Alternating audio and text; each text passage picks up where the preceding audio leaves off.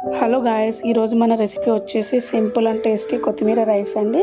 So first మనం ఒక mixie jar తీసుకొని దాంట్లో గుప్పెడంత కొత్తిమీర వేసుకొని, అలాగే 2 గ్రీన్ చిల్లీ యాడ్ చేసుకొని అండ్ రుచికి తగ్గట్టు సాల్ట్ యాడ్ చేసుకొని ఈ మిశ్రమాన్ని మనం బాగా మిక్సీలో వేసుకొని గ్రైండ్ చేసుకోవాలి.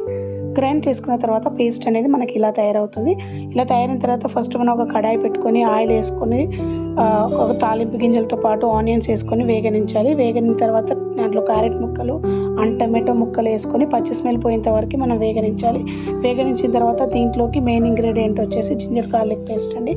జింజర్ గార్లిక్ పేస్ట్ అండ్ పసుపు వేసుకొని అండ్ అలాగే కొంచెం ధనియాల పొడి వేసుకొని బాగా కలుపుకోవాలి. కలుపుకున్న తర్వాత ఇందాక గ్రైండ్ చేసి పెట్టుకునే పేస్ట్ మనం దీంట్లో యాడ్ చేసుకొని ఒకసారి బాగా మగ్గనివ్వాలి.